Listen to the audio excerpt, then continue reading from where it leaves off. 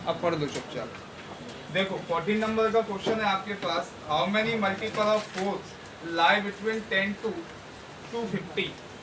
तो how many multiples लाई करते हैं 10 to 250, 10 से और 250 के बीच में कितने 4 के गुणांक आते हैं।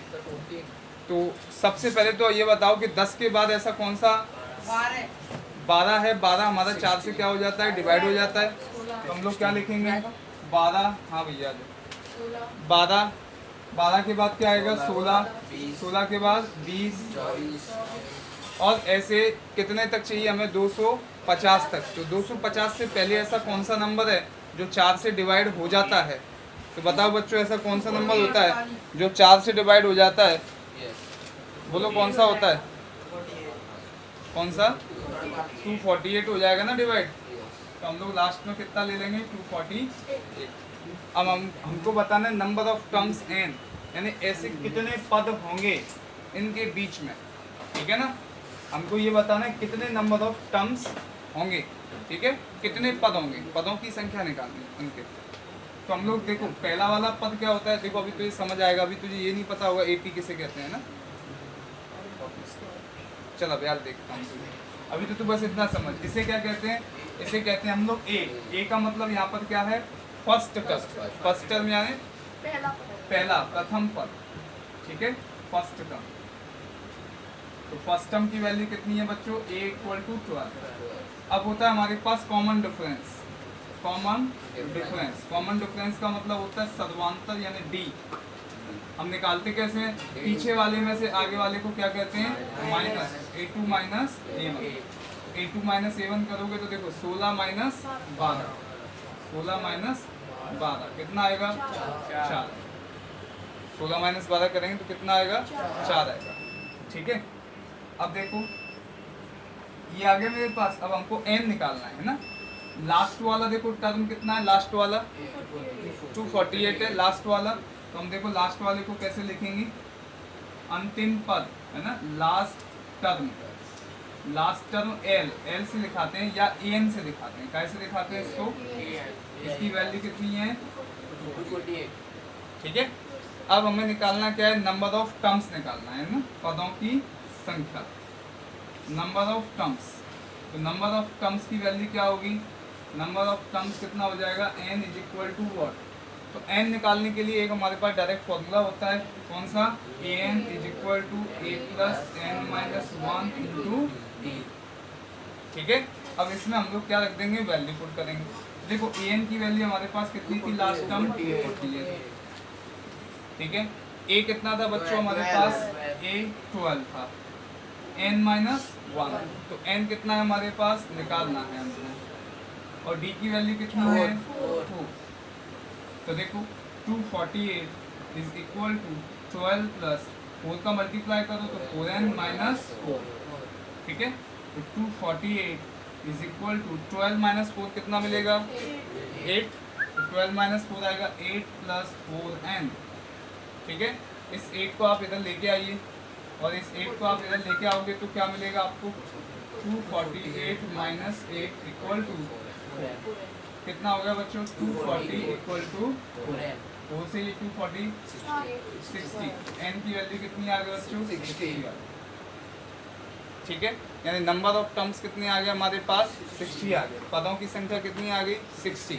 यानी 10 से लेकर 250 के बीच में, 250 के बीच में 4 से डिवाइड होने वाले कितने नंबर्स होंगे 60 नंबर्स होंगे।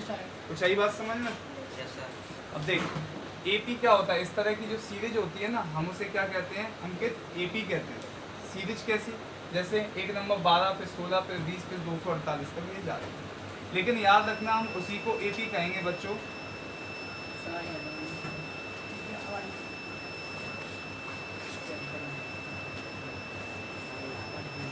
हम उसी को एपी कहेंगे बच्चों जिसके पदों के बीच सदवांतर कैसा हो, सेम। कैसे देखो 12 से 16 के बीच 4 है, 4 का डिफरेंस है, 16 से 20 के बीच 4 का डिफरेंस है। तो इस तरह से जब तक सदवांतर उनका सेम आएगा तो हमारे पास इस तरह की सीरीज क्या कहलाएगी, एपी कहलाएगी, यानी कि इसे हम समांतर श्रेणी कहेंगे। क्या कहेंगे हम इसे, समांतर। यार थोड़ा बहुत तो तुमने 5.1 तो पढ़ी है यार, पढ़ी तो है। और जिस दिन मैंने सिखाया था समांतर श्रेणी किसे कहते हैं, वो तो तुमने सीखा था ना, याद नहीं है? चलो कोई बात नहीं। क्वेश्चन और पूछ दिया, आप वीडियो नहीं था तो दिक्कत है। क्वेश्चन नंबर कौन सा है, ये 14 नंबर का है, ठीक है। नेक्स्ट क्वेश्चन देखो, करें, रफ कर दूं। नेक्स्ट क्वेश्चन क्या है बताओ।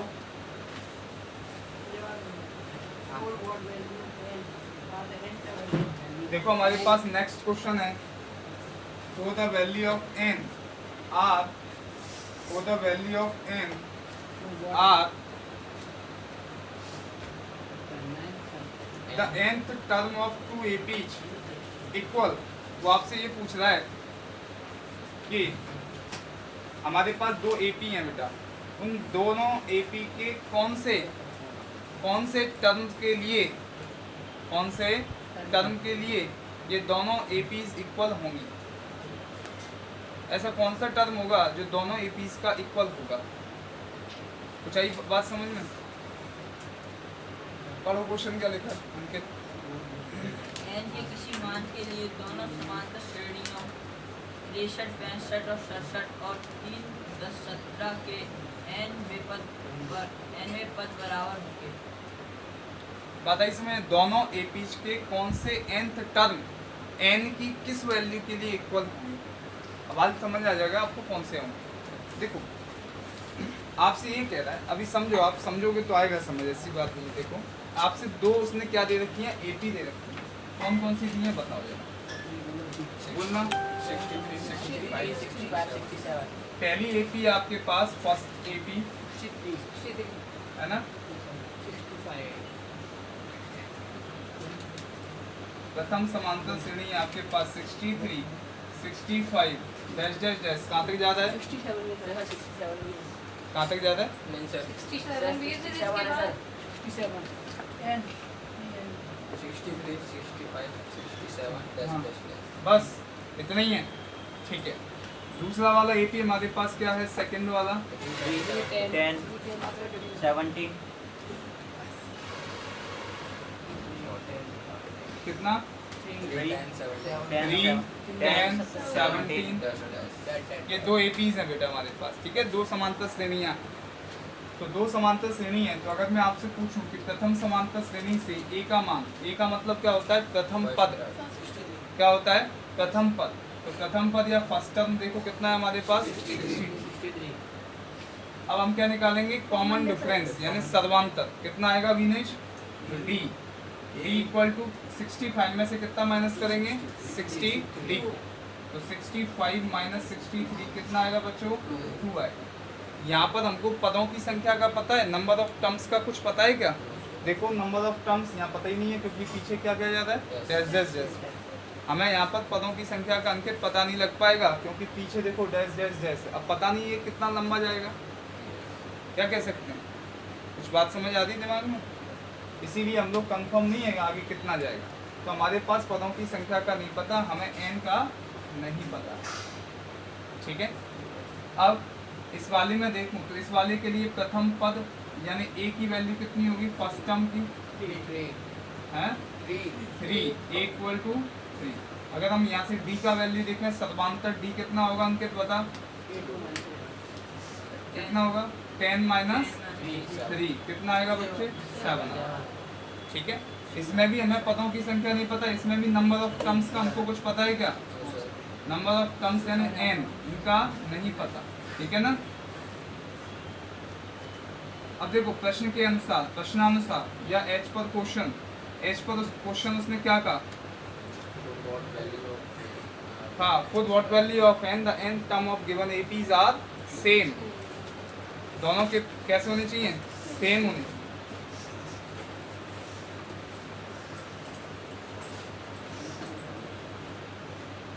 चलो, तो दोनों के an टर्म्स क्या होने चाहिए, सेम होने चाहिए ना। दोनों के an टर्म्स सेम होने का मतलब क्या है, दोनों समांतर श्रेणियों का अंतिम पद कैसा होना चाहिए?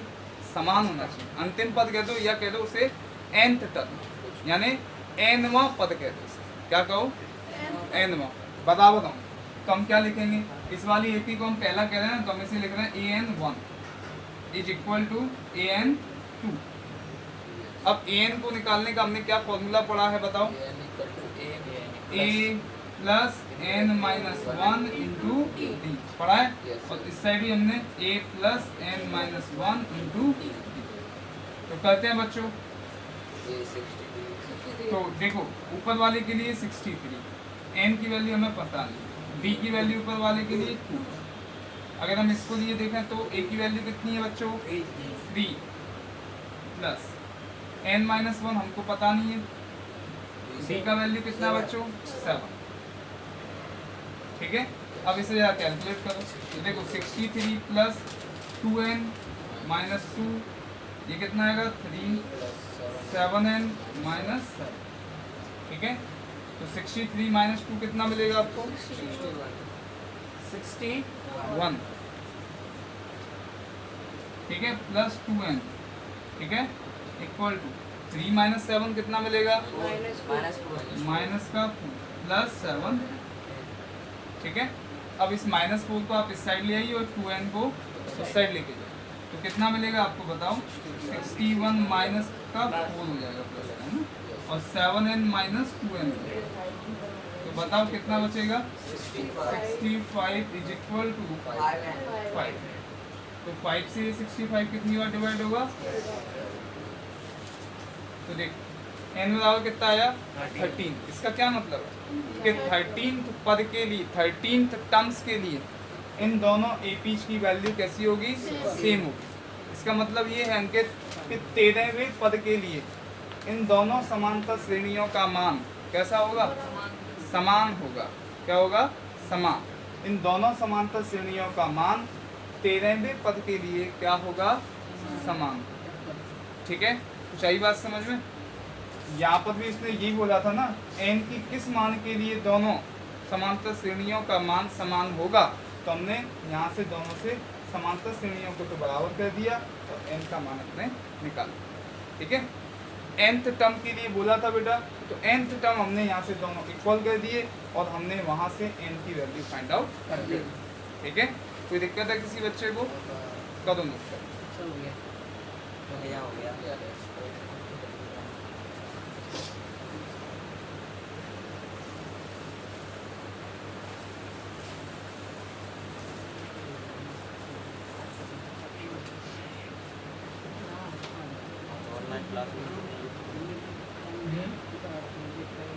ऑनलाइन क्लास में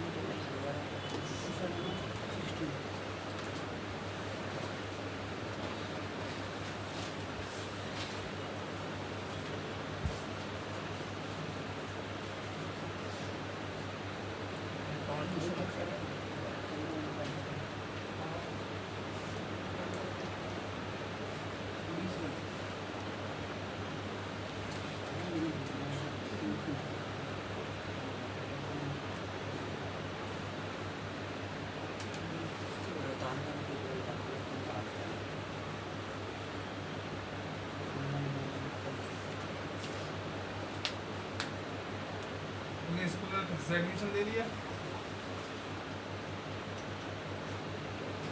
क्यों? क्यों?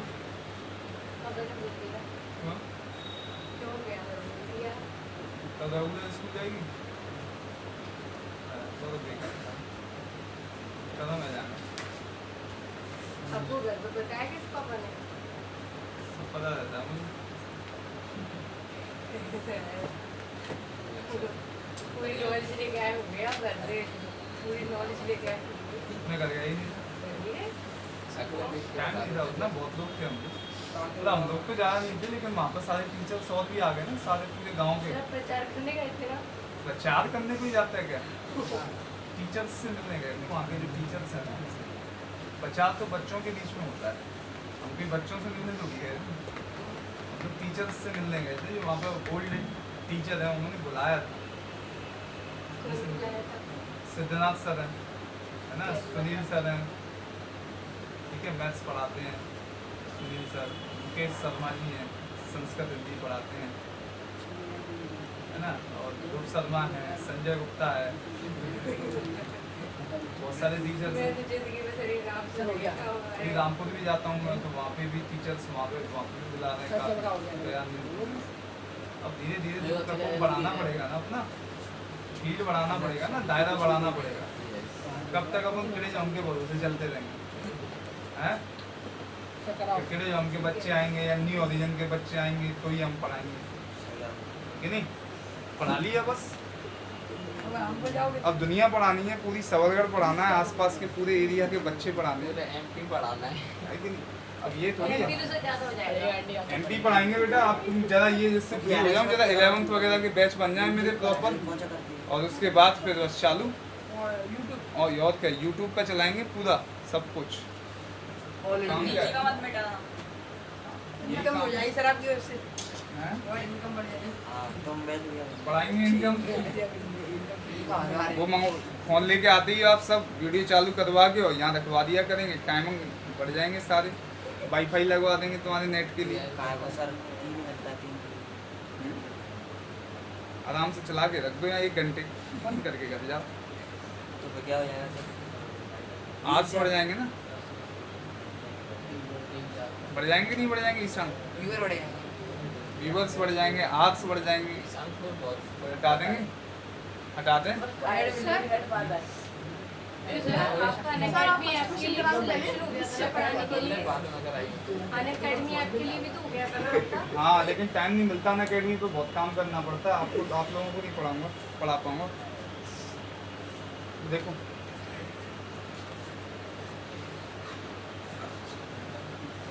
determine the AP whose third term is 16 and 7th term exceed by 5th term by 12।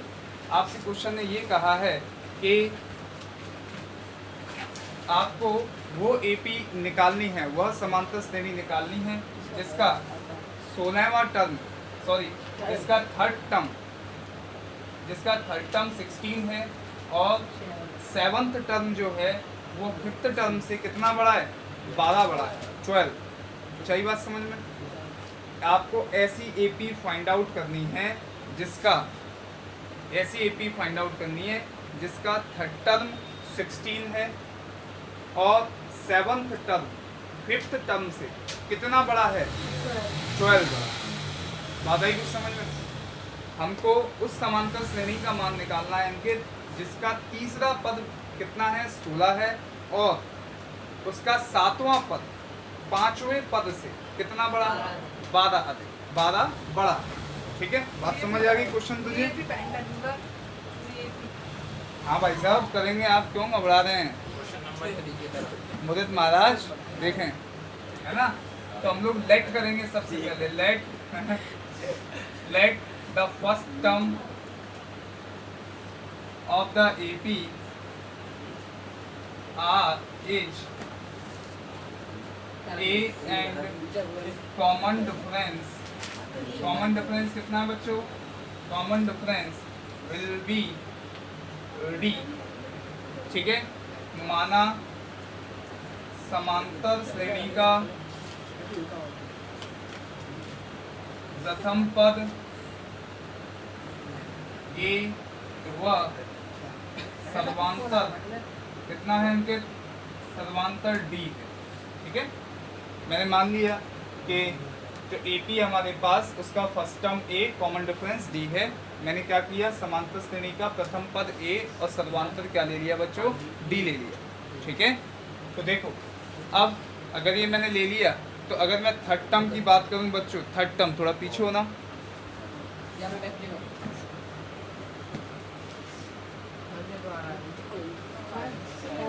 कौन सा क्वेश्चन है?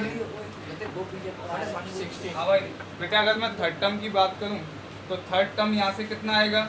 थर्ड टर्म कैसे निकाल सकते हैं बताओ? हाँ, थर्ड टर्म यानी तीसरा पद कैसे निकालते हैं कि देखना, यहाँ पर हम लिखेंगे A3 क्योंकि तीसरा निकालना है, और A प्लस ये 3 है ना, तो हमेशा यहाँ कम लेके चलते हैं। तो 1 कितना कम लेते हैं? 1 कम, तो A प्लस 2D।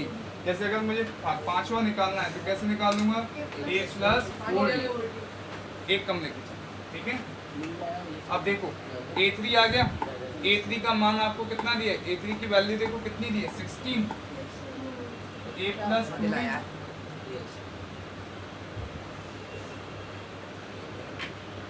पानी पीते रहोगे कैसे, तब से आया तब से तुम पानी पी लग गए। सभी तो पिया है मैंने तो। 16 is equal to A plus 2d। अब देखो बच्चों हमारे पास 16 की वैल्यू आ गई। अब देखो उसने क्या कहा है, प्रश्नानुसार H पर क्वेश्चन, H पर क्वेश्चन, H पर क्वेश्चन उसने हमसे कहा है कि इसका जो पांचवा, इसका जो सातवां टर्म है वो पांचवें टर्म से कितना ज्यादा है, 12। सातवां पद जो है वो पांचवें पद से 12 ज्यादा है, तो हमने सातवें पद को निकालने के लिए पांचवें पद में कितना जोड़ दिया, 12 जोड़ दिया, क्योंकि उसने क्या कहा है, अधिक है। अगर वो कहता कम है यानी कि हाँ, तो क्या कर लेते हम लोग, माइनस कर लेते। तो देखो A7 को हम क्या लिख सकते हैं विनेश,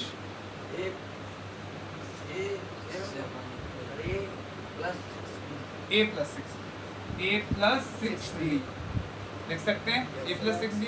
इसी तरह A5 को हम क्या लिख सकते हैं, A प्लस 4, क्योंकि 5 है ना तो एक कम लेके चलते हैं, प्लस 12। कोई दिक्कत है बताओ। अब इसको और कैलकुलेट कर लो, देखो A से A कट गया, ये 6d है, 4d को इधर ले आओ तो कितना आएगा, 2d इज इक्वल टू 12, 2 से ये 12 कितनी बार 6, d इक्वल टू बच्चों कितना आ गया 6। कोई दिक्कत है, d आ गया 6। अब इस d का वैल्यू को कहाँ पुट कर दो, इक्वेशन नंबर 1 में, ठीक है। तो हम लोग पुट करते हैं बच्चों, लिखेंगे put the value of d in equation first. अगर इक्वेशन फर्स्ट में पुट करेंगे तो कितना आएगा, 16 equal to A plus 2 multiply 6, तो कितना आएगा हमारे पास बताओ, 16 is equal to A plus 12, 16 minus 12 is equal to आ गया, इक्वल टू 4 आ गया। अब हम लोग क्या करेंगे, A इक्वल टू 4 आ गया। अब हमको क्या करना पड़ेगा, हमको सीरीज फाइंड आउट करनी है ना, क्या निकालना है, समांतर श्रेणी निकालना है।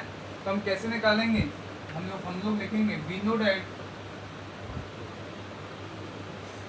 जनरल फॉर्म ऑफ AP, हम जानते हैं कि सामान्य समीकरण, समांतर श्रेणी का सामान्य समीकरण अंकित बाबू A plus D, A plus 2d, A plus 3d ये होता है बच्चों, होता है कि नहीं होता बताओ। ऐसे ही हम आगे बढ़ते चले जाते हैं, A प्लस 3d के बाद अगला क्या आएगा, A plus 4d, A plus 5d, A plus 6d, ऐसे ही आगे बढ़ता, ठीक है। तो देख A की वैल्यू हमारे पास कितनी है बच्चों, 4, फिर D का वैल्यू कितना है 6, A का वैल्यू 4, 2, 6, B का वैल्यू कितना है बच्चों 4 प्लस 3 इंटू 6, ठीक है। निकालो जरा, 4 और 6 10, 4 प्लस 2 इंटू 6 कितना हो गया 6 2 या 12, डैश डैश डैश, बहुत है, 3 ही निकाल लो, 3 ही काफी है, इसकी भी जरूरत पड़ेगी। चाहो तो कल लिख देना उसे, कितना आ सकते 22 आएगा ना, आ गया AP, फाइंड आउट करना था।